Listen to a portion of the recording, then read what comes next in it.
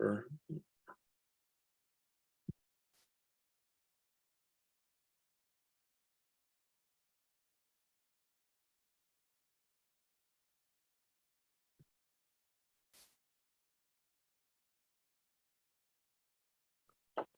Okay, aloha.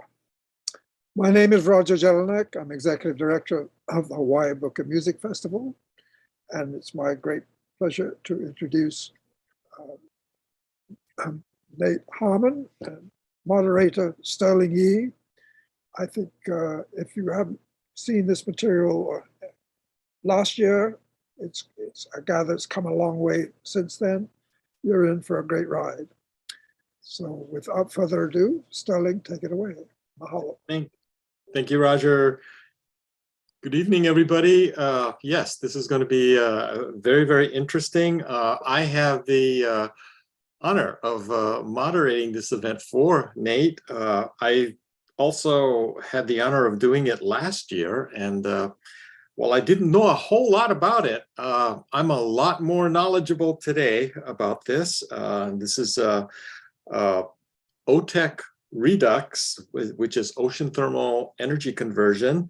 As you know, it's using the dynamics of the ocean's temperature to generate energy. And this is very, very interesting because we actually have a resource here. It's on the Kona coast of the Big Island. And it's been actually in existence for a while.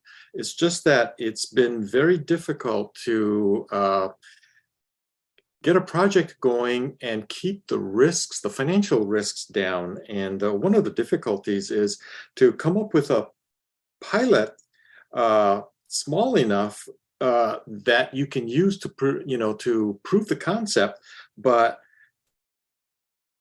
you need to have something or some entity to be able to use the energy that it generates. And we're talking, I think, somewhere around 10 megawatts. And it's very difficult to find a customer for just 10 megawatts. And the last thing you probably want to have to do is sell it back to the utility, which means you've got to go and get a PPA and PUC approval and the like. And basically, it makes it very, very difficult to fund. But Nate and his company, Oceanbit, have come up with an extremely innovative approach on how to do this, tying it with Bitcoin mining, which is just an interesting concept. And again, I've had the opportunity to talk several times with Nate about this over the year. And so again, I'm really excited to hear about you, what you're going to have to say, Nate. So let me turn it over to you. And I'm not going to steal any more of your thunder because you've got some great ideas coming up. So take it away, Nate. Aloha, everybody. Thank you, Sterling, for that wonderful introduction. Roger, as always, it's a pleasure to be back here at the Hawaii Book and Music Festival. And, thank you for everything you do and all your work. It's great lineup this year, a bunch of great talks, and thank you to everybody who works on it. So without further ado, let's get started. I'm gonna share my screen.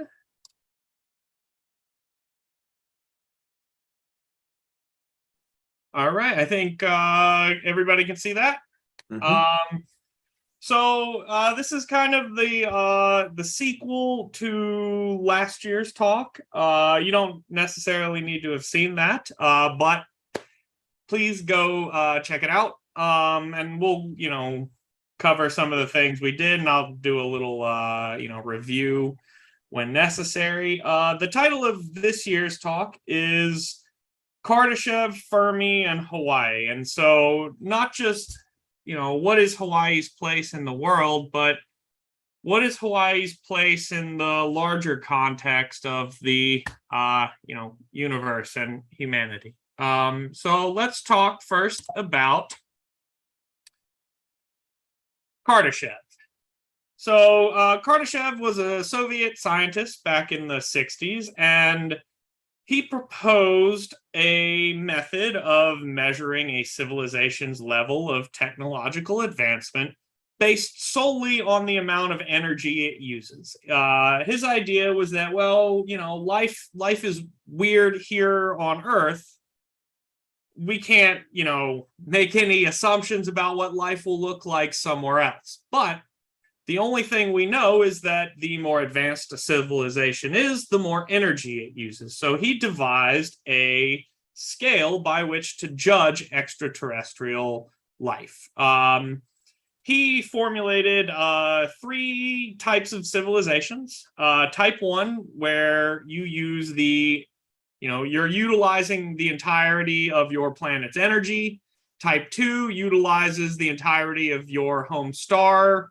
And type 3 is, utilizing the entire energy output of your galaxy. So, and then, this has been around for a while, and it's taken off in popular culture, and, some of the best scientists of the last 80 years have worked on this. Carl Sagan, actually, he added intermediate values and put a formula to it.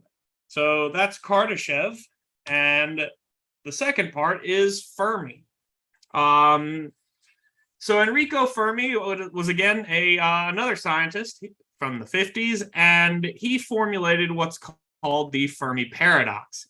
He asked the question, well, where the hell are all the aliens? If humanity has another 1,000 years in us, it'd be, it's very feasible that we achieve a type 2 civilization. And if we did that, it would be very apparent, to our telescopes. We would be able to pick that up relatively easily. Well, the universe has been around for a few billion years now. So if a society had 1 million years, 2 million years head start on us, they should be extremely apparent. But so far, we have never detected alien life. Otherwise, we would have heard about it. The best explanation, and there are others, but the best explanation is something that's called the Great Filter. And the Great Filter is basically, well, there must exist some barrier in the evolution of a species that makes detectable extraterrestrial life exceedingly rare. And there's a little cartoon here. But it boils down to 2 options. It's either behind us. So the Great Filter, we've already passed the Great Filter somewhere between, the evolution of life or the evolution of consciousness, or any of the other barriers we've overcome already. And then, of course, there's option B, that we're still going to face that. And option B seems to be the most likely case in that. And essentially, it's our inability to achieve that type 1 civilization must be the Great Filter. And it implies if we don't get to type 1, we're looking at a civilizational collapse, right? We don't move, you don't move backwards, you don't stay the same, you always move forward. So if we don't use more energy, that implies horrific things for everybody. So let's dive a little deeper into the Kardashev scale, specifically how type 1 is defined. So a Kardashev type 1 civilization is a civilization that can harness all the energy that reaches its home planet from its parent star. Now, for Earth, that value is 2 times 10 to the 17 watts. And our current global production as of 2020 is 2 times 10 to the 13 watts, which means we've got another 4 orders of magnitude to go. And according to the Sagan rating, that gives us roughly 0.73. Now, what are some, impediments to achieving? I'm sure everybody can. Right now, nuclear war is looking more and more likely every day. Climatic collapse is on the horizon.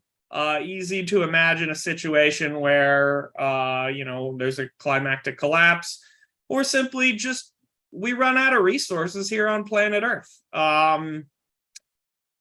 There's a lot of options, and it could be all three at the same time, and honestly it's looking like that. So last talk I was able to sneak in some science, and I'm going to do that right now as well. Let's talk about how that 2 times 10 to the 17 watts came about.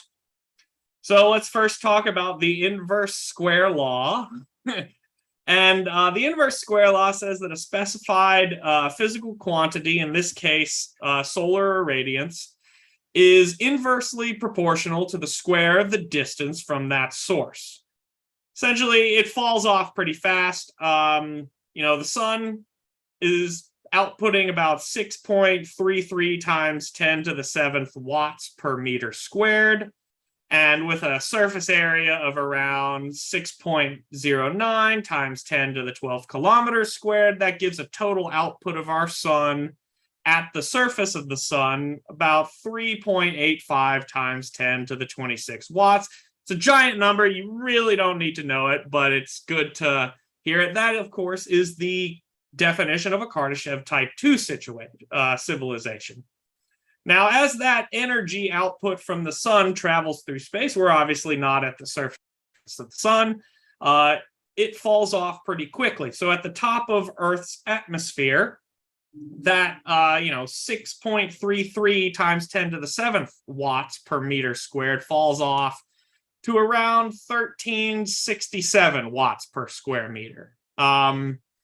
And of course, that varies during the year because Earth's orbit is elliptical. And, a lot of people don't know that the Earth is actually 5 million kilometers further away from the sun in July than in January. Our closest approach is in January. So, it varies. So that was at the, the top of the atmosphere. So let's talk about something called the cosine effect. So that all that energy is striking the planet, and it's equally distributed in, across the planet. But obviously, we live on a globe.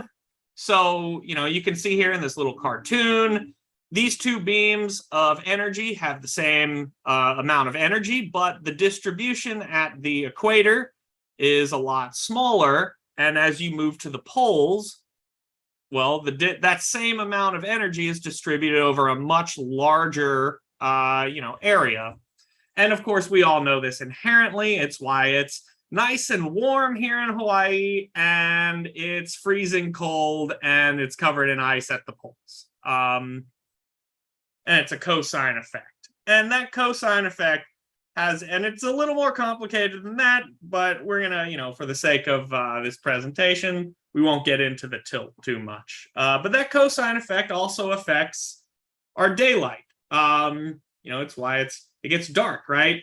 At solar noon on an absolutely beautiful Hawaii day, that at the top of the atmosphere, you've got that 1367.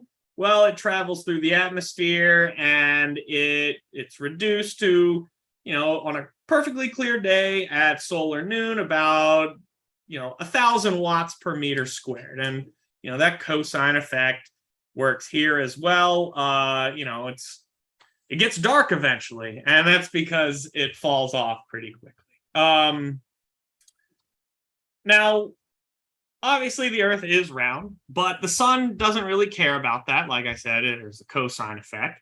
So, given that the energy is distributed over the surface of the Earth, you can consider the flat Earth to figure out how much energy we actually receive from the sun. So with a radius, the Earth's radius is around 6,370 kilometers.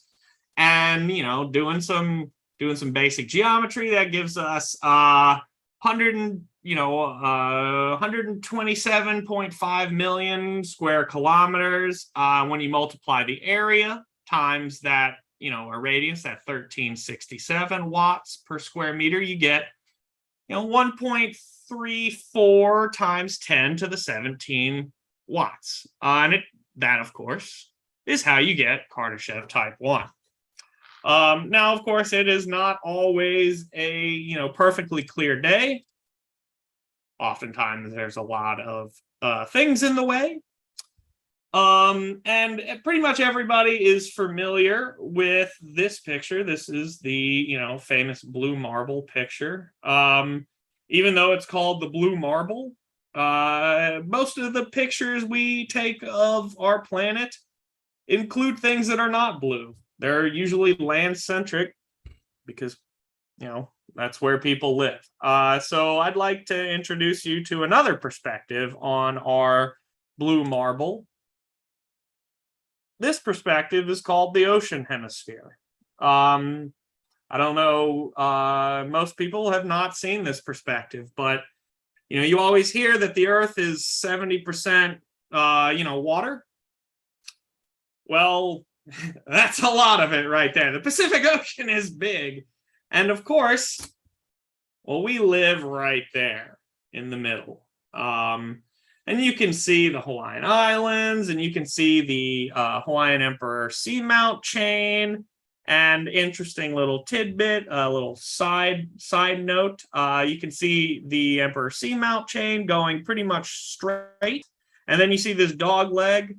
The change in direction is a result of the Indian subcontinent smashing into the Eurasian tectonic plate, rearranging all the plate tectonics on planet Earth. And so, it changed the direction our, island chain goes.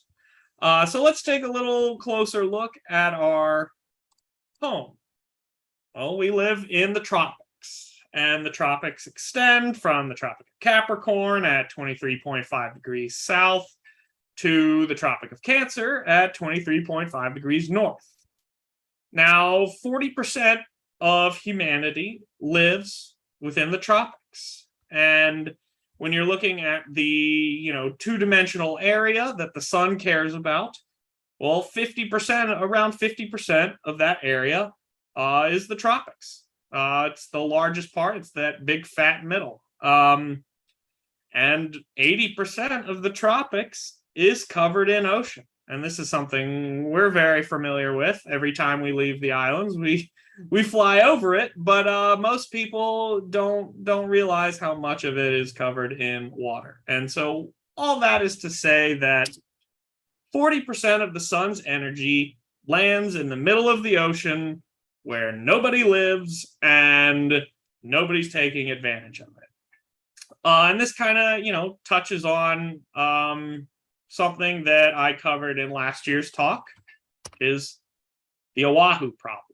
Not only is the tropics mostly ocean, well, so is Hawaii. Hawaii is also mostly ocean. And so this is the problem with achieving 100% renewable energy for the state of Hawaii. Now, don't get me wrong, I love the other islands. They have no problem achieving 100% renewable energy on any of the other islands, but Oahu is the population center, and without getting Oahu to 100% renewable energy, there's no hope for the rest of the state.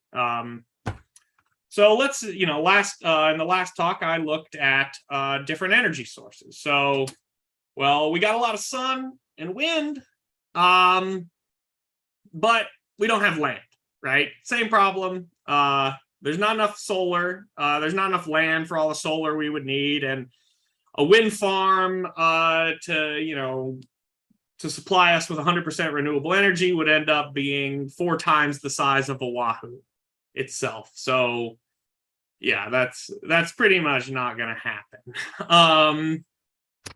We got a lot of waves, not enough shoreline for waves on Oahu, and it's not clear whether wave energy will really work at scale. and it's certainly not ready today. And it's unclear whether it'll be ready within the decade, the next 2 decades, or ever. So wave energy is out. Well, obviously, nuclear is a non-starter. We're never going to have nuclear here. And I argue with people all the time. They say, oh, well, nuclear is so safe. It's like, well, you don't understand. Hawaii, we don't have anywhere to run to come tsunami. The Big Island, geothermal, but that's on the Big Island. And the political palatability of siphoning off the Big Island's energy to power Oahu is, again, a non-starter. Well, hydropower, we don't have any rivers. And, Kauai is doing the pumped hydro. And I'd ask, which mountaintop are we going to remove here? And what's the energy source to pump that hydro? So hydropower, no. And what's interesting is that the renewable portfolio standards all, basically say the same thing. And then there's always this little footnote in them that says, well, ocean thermal energy conversion is the only renewable source that can provide much greater than 100% of Hawaii's energy needs. So let's review what ocean thermal energy conversion is. Ocean thermal energy conversion, or OTEC, it's a simple heat engine driven by the temperature difference between warm surface water and deep cold water. Basically, you take warm water here at the surface here in the tropics. You use that to boil a working fluid. So warm surface water intake comes in, boils a working fluid, converts it to a vapor. That vapor flows through a turbine. The turbine generator produces electricity. Then that the working fluid flows through the deep cold water, and that condenses it back to a liquid, which is then pumped around and evaporated once again. And it's just a big loop. It's pretty simple. It's the simplest heat engine you can imagine. And like I said, 40% of all the energy humanity has available to it happens to only be accessible through OTEC, which of course makes OTEC the largest untapped energy source on the planet. And it's best estimates is that we can extract about 8 terawatts of that entire solar potential before we start cooling the surface of the ocean. Well, I can imagine a scenario where cooling the surface of the ocean may be not just may end up being necessary, but that's that 8 terawatts is it's a big number. For reference, that represents 40% of the entire global primary energy supply. So again, it's a huge amount of energy that currently there is no one doing it. Now, OTEC itself is unlike wind and solar, which is only available when the sun is shining or the wind is blowing. It is base load.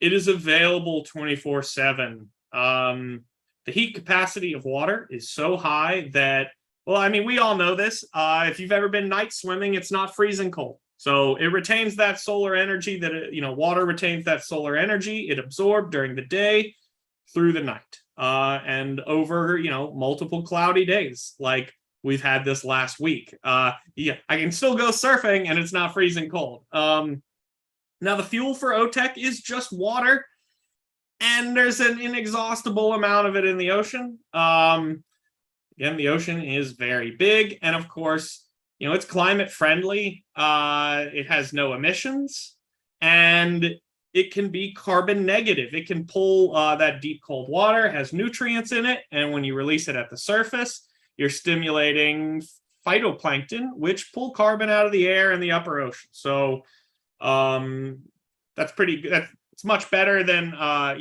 coal, which does the opposite. And unlike your hydro or your geothermal, large-scale OTEC is done offshore. So there's no land use, right? We don't have to destroy, the INA to produce energy. It's offshore and it's mobile. It can move. And it's nothing new. I didn't invent this. This is 100-year-old, 140-year-old technology. Some of the greatest minds in history have worked on OTEC. Nikola Tesla.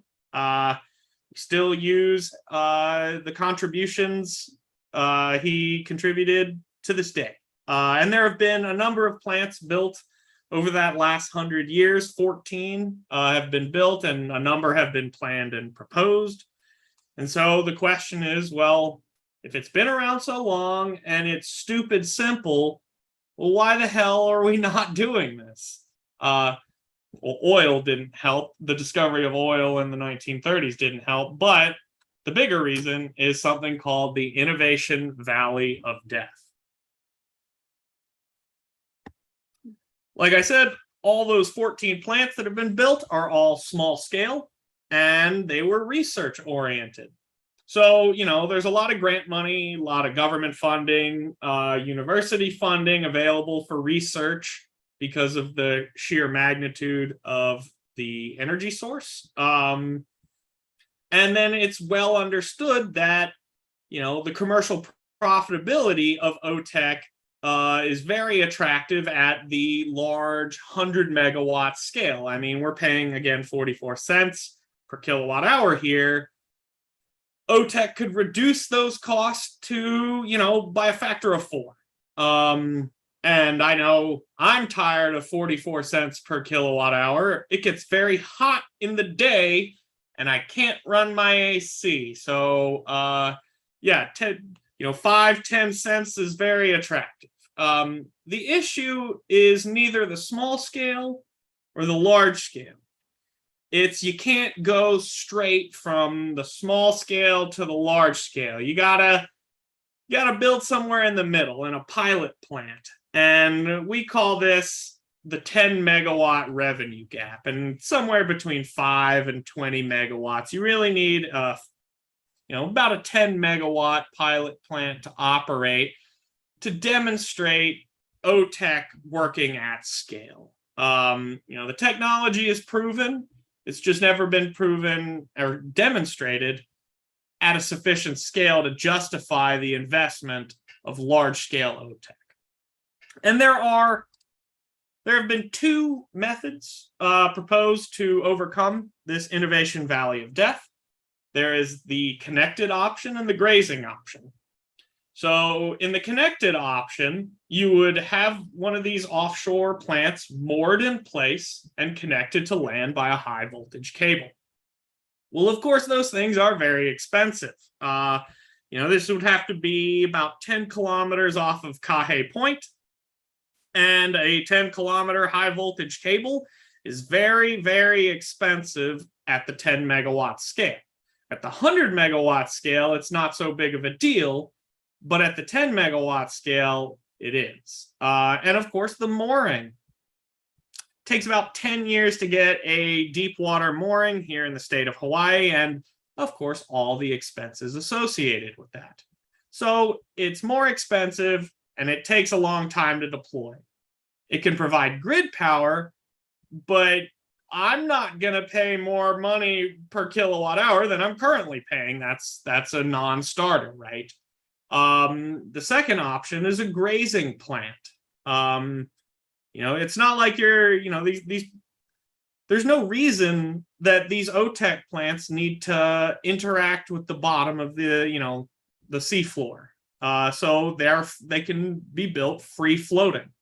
So it's going to be faster and cheaper to deploy. The issue has always been, well, they lack there is no buyer of energy in the middle of the ocean, at least not yet. And so the dilemma has been either way you're doing it, you've been looking at a complete financial loss. It wasn't until we figured out Bitcoin mining plus grazing Otech solves this problem. You can increase the efficiency of not just the OTEC side, but the Bitcoin side as well. So, you have one of the main costs of mining Bitcoin is cooling these computers. So you can use the unlimited supply of freezing cold water to cool these computers. And not just that, but you can take the heat coming off of these miners, and because that, the delta T, the difference in temperature of the surface water and the deep water, it overlaps with that heat output. So you can reintegrate that heat from the miners back into the original OTEC process, making both more efficient. You can, of course, decrease your CapEx by eliminating that high voltage cable, the mooring, and the years and years of trying to get it. And then, of course, if you built it here in Hawaii, you would need to hurricane-proof this thing, right? We get hurricanes, and you wouldn't want this thing getting smashed up. So, you can, if it's mobile, you can just take it to somewhere that doesn't have hurricanes. And it turns out that the best place to avoid hurricanes is the equator, where there are no hurricanes. And, in addition to not having hurricanes, it has a higher sea surface temperature at the equator than we do here in Hawaii.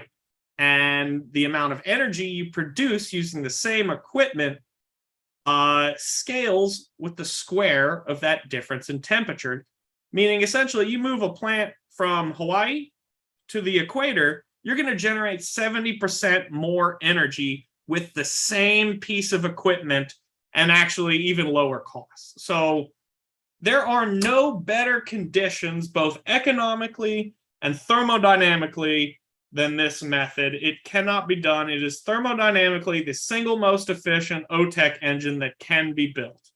And so that's exactly what we're going to do. We're going to bootstrap OTEC in 3 simple phases, taking us from phase 1 at R&D testing here at the Nelha facility that Mackay built back in 2015.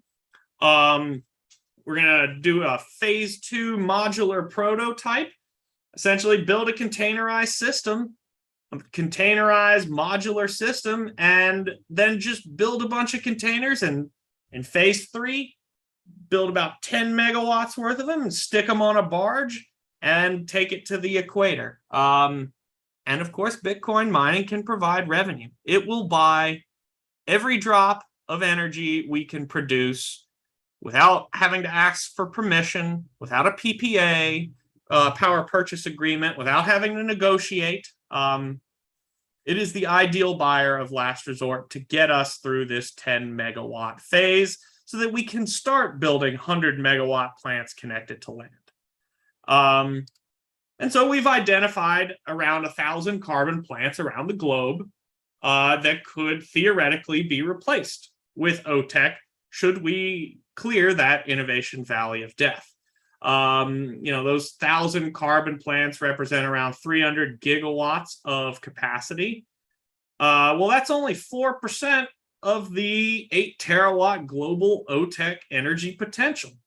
So, what do we do with the rest of this energy? Take a look at home. Turns out there is an incredible demand that where the supply doesn't exist for utility scale power in the middle of the ocean. It turns out just about 1,000 kilometers southeast of our home is a place called the Clarion-Clipperton Fracture Zone, the CCZ. And the CCZ is home to manganese nodules. These are lovingly referred to as the battery rock.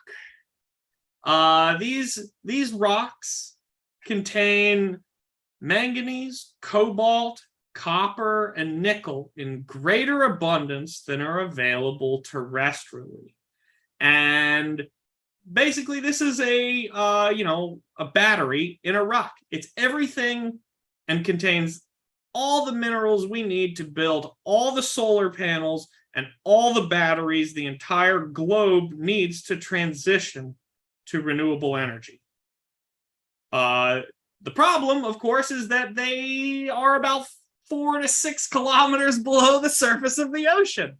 They're just sitting there on the sea floor, but they're 20,000 feet below the surface. And that presents an issue, right? Well, the CCZ, the area of the CCZ is, 4.5 million kilometers, square kilometers. And the International Seabed Authority, under a charter from the United Nations, has been charged with the permitting and regulation of mining these things. They're in international waters, so they fall under the UN's jurisdiction. And they've already permitted 1 million square kilometers for mining activity. They've, a bidding process. So, China, Germany, Japan, Lockheed Martin, the UK, the US have all have plots already permitted for extraction. And then there's another 1 million square kilometers that have been designated for developing nations.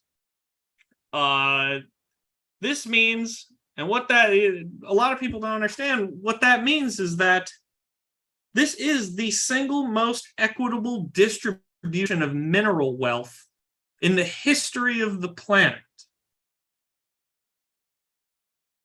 And, there have been, there's also, hundreds of thousands of square kilometers that have been preserved for, conservation.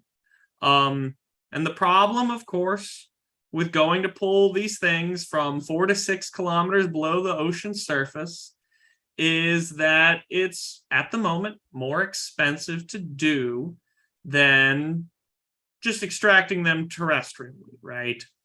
But it turns out that the main cost component of a industrial scale mining activity in the middle of the ocean boils down to the existence of utility scale power.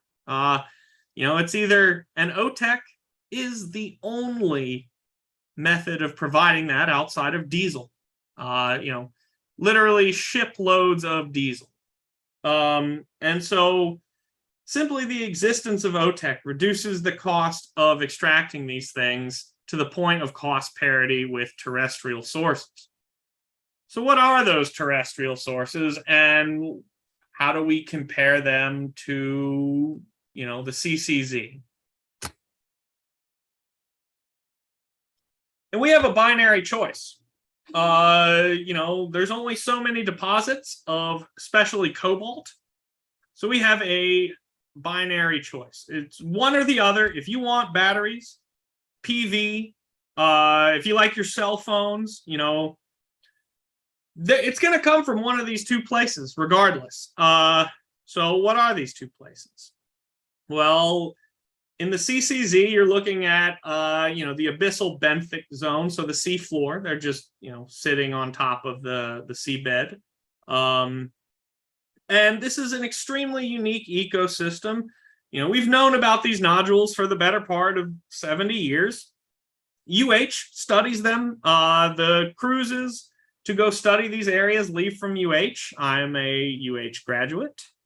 Oceanography department, and I've studied these things from every oceanographic aspect. There's a high diversity of biomass there, so there's a lot of weird, interesting things, and every time we go and we look, we find something new that nobody's ever seen before. But it's low biomass. So there's not a lot there. It's weird, interesting, cool things, but there's not a lot of them, right? This is what's called a terminal ecosystem. So I'm sure everyone's heard the phrase "shit rolls downhill." and that's usually a negative connotation. But for life, well, we call it detritus, and that's how life works.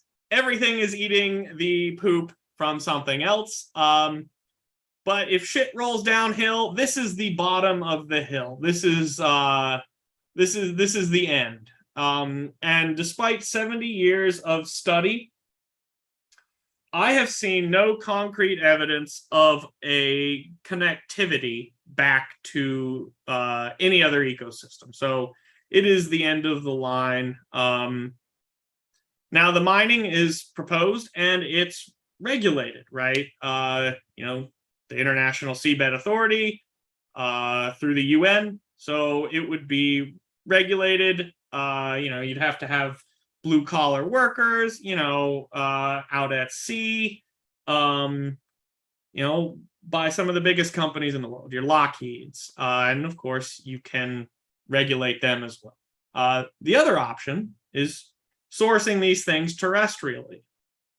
Well, cobalt in particular is only really found in one area, and that's the Congo rainforest. So your phone, the computer you're sitting on, or the phone you're watching this on, or the TV, or your batteries, or your solar panel has cobalt that has been sourced from the Congo rainforest. And of course, well, it's the rainforest. So there's a bunch of cool, weird things, and there's a lot of them. So it's a high diversity and high biomass. And it is, a highly connected ecosystem. It's a carbon sink, and by 2030, the Congo will be the last carbon negative rainforest because, well, we've kind of destroyed the Amazon, in Brazil. So yeah, we should probably not strip mine the Congo, but if we want batteries and we want to do our transition, we got to get it somewhere. Now, the mining is currently active. It's, again, the source of all the cobalt in your phone. This is done through unregulated, what are called artisanal mines, and you may have noticed the number of young individuals in the picture. Artisanal means child slave labor, and that's what's powering your phone right now. It is child slave labor. So we have to ask ourselves, we either continue burning coal and petroleum and natural gas and deal with the consequences, the negative externalities of that, or we get these minerals from one of these two locations. And I don't want to go get them. I want to sell them power. I want to sell Lockheed power. So let's tie this all together. And it is Kardashev type 1 or bust. The great filter is ahead of us. And it is our inability to achieve type 1 is the most likely barrier. And if we don't get through it, that's the end of civilization. 40% of the type 1 energy on planet Earth is only accessible via OTEC. Not only could you replace 1,000 plus fossil fuel plants around the world, of course, people are going to need more energy. So you can not just replace, but you can add more energy because, of course, energy and human flourishing are the same thing. OTEC unlocks these manganese nodules for all the solar panels and all the batteries we need. So not only do you get 8 terawatts of energy by unlocking this energy source, you get all the energy, you unlock all the energy from all the PV you build. So it's even more than 8 terawatts. Of course, you can produce green hydrogen. There's just the existence of utility scale power in the middle of the ocean is an absolute game changer. there is no future for humanity that does not involve OTEC. And of course, OTEC is our only path to 100% renewable Hawaii. There's no other options. It's this, or we never get there, and our energy costs just go up. Now, Hawaii is the only place to build this. That deep water pipe exists nowhere else. And Hawaii has, we've been researching this here at for 50 years. Mackay Ocean Engineering is the single best Otech engineering firm on the planet. And then, of course, Oceanit, Hawaii Pacific Teleport. We have all of these components that are available to us here in Hawaii that are available nowhere else to build an entire oceanographic industry, right? When you think of Boston, you think of consulting. When you think of San Francisco, you think of technology. When you think of New York, you think of finance. And what I want to do with everybody here, it's going to take a village. I want, when people think of Hawaii, to think of ocean industries. And Bitcoin is the best and final chance to do this. Every year that goes by, the economics of that 10 megawatt plant get worse. This needs to be done fast, and it needs to happen soon. Mahalo.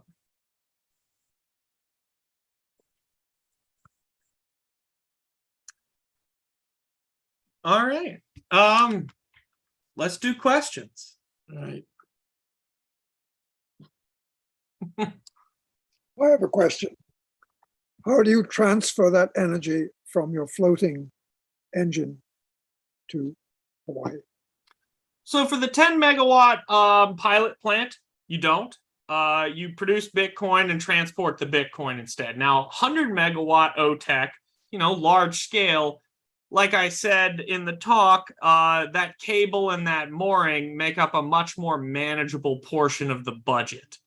It's just at that 10 megawatt phase where once you tack on that cable and that mooring, it ends up pushing the energy cost to where nobody would buy it. So 100 megawatts, you're connecting that to Hawaii easy. There's a question that came in earlier. Is there a danger of raising the temperature of the deep water? So no, by definition, extracting energy cools. If I could figure out a way to warm up the ocean and extract energy, I'd have a Nobel Prize by now, and we would have disproven, the second law of thermodynamics. But no, you're not going to warm up the the deep cold water. It's it doesn't sink down that. So when you pull up the deep water, and after you're done with your energy production, you mix it with the warm water and release that close to the surface. And then that, based on the pressure and the temperature that and the salinity, that falls down to not the same depth. So you're not going to warm up anything. You're actually going to, if anything, after 8 terawatts, you cool the surface. Okay. Another question that came in is, that OTEC mooring that you showed, is that similar to the Gulf of Mexico oil platforms in terms of construction and cost? No, it's a lot lighter. We're not drilling into OTEC, you're not drilling into the seabed, so it's a much smaller mooring, and it's basically a fancy anchor rather than something that needs to be stable so that you can drill and extract oil. Okay. Another one is, hasn't cobalt been found in Idaho? That's very possible. I'm not sure. Okay. But it's definitely not going to be enough to supply. Again, the USGS did a pretty good job of mapping out all the mineral resources in the US. And again, I forget the exact multiple, but it's on I think it's like eight times the amount of cobalt is found in these manganese nodules than is available terrestrially. Of course, if you want to, even if you did want to go mine Idaho, what is the environmental impact of strip mining, right? Rather than the way that these mining operations work with the manganese nodule, is essentially a big Hoover vacuum and you just suck them up, rather than having to remove the mountaintop or cut down the forest and dig a giant hole. Okay. Yeah, that came from a woman that asked actually three questions. And her last question was, how can we support your work? So right now, contact your your legislator. We've been, pushing through.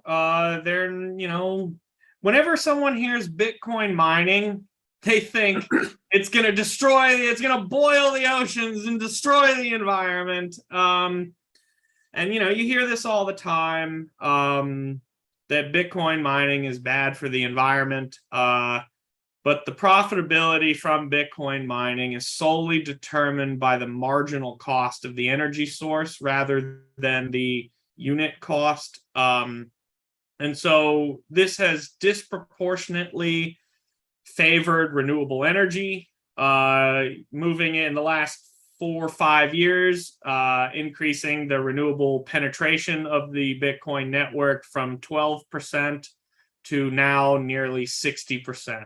And that also makes it the single fastest decarbonization event of any industry in the entire world. So just contact your legislators. Visit our website, reach out, oceanbitenergy.com. You can find me on Twitter at 8Hawai'i. Reach out, and I don't know, Robin, thank you for your questions. Fantastic questions. Give us a holler. I'd love to know more about you and use your talents as best I can. And we got another one that came in, and they would like to know if you could summarize again what the financial and technical obstacles are. And this is beyond the investment valley and the political power of fossil fuels, and what the next steps should be. So the technical obstacles, again, this has been around for 100 years. It's not some new fusion energy that needs to be proven. It's a big pipe, so there are no engineering challenges associated with this particular technology that haven't been solved in other industries. It's just simply applying those already existing engineering solutions to a new use case. It's the innovation valley of death with the financial side.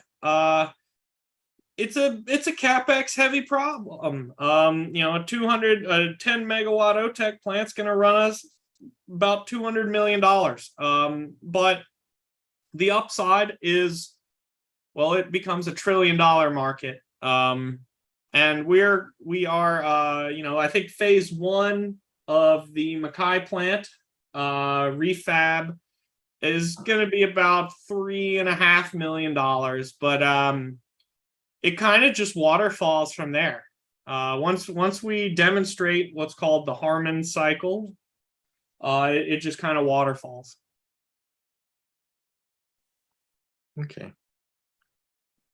And another question that just came in is, and this one's from Dale Jensen, who's a retired ocean engineer at Mackay Ocean Engineering.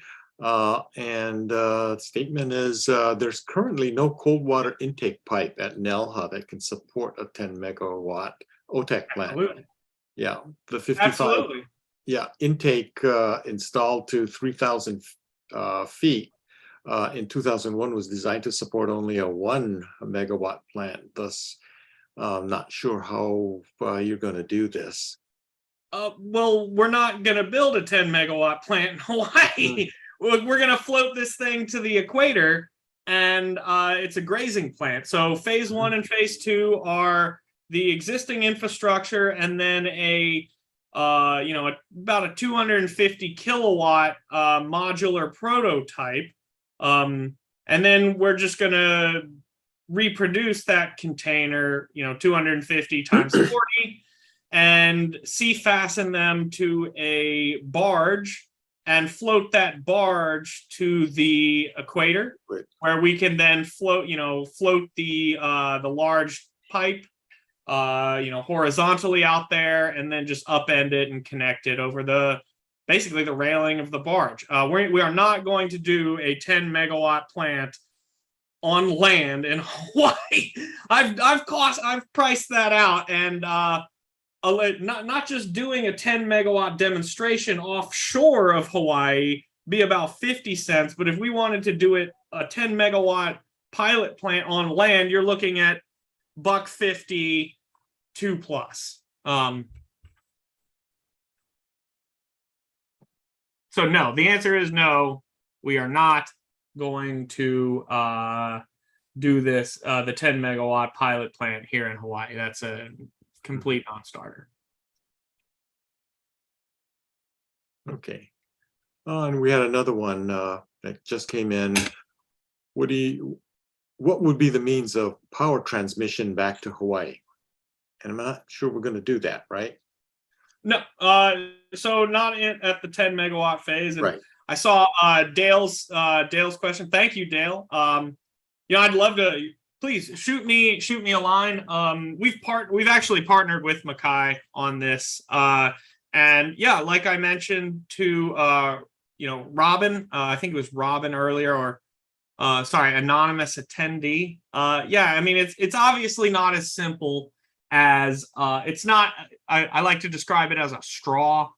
It is obviously a major engineering feat.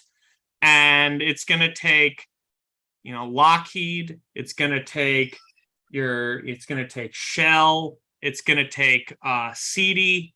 But they're not insurmountable. And the beautiful part about working at the equator without hurricanes is that it's almost the perfect sandbox environment. It's live. You can test it in real world conditions without dealing with hurricane force winds, without dealing with hurricane size waves. And so a lot of those challenges get resolved at that 10 megawatt pilot plant size in the most ideal location on the planet to do so. And it's a big project, and the outcome is just as big. And Dale, I'd love to, talk with you. Please reach out through the website. My email is also on that final slide. Please just reach out, and we'd love to chat. Is this barge going to be manned? Of course. Yeah, I think it's looking at about 13 staff. And yeah, so about 13 on-site staff doing shift changes every month and a half or so.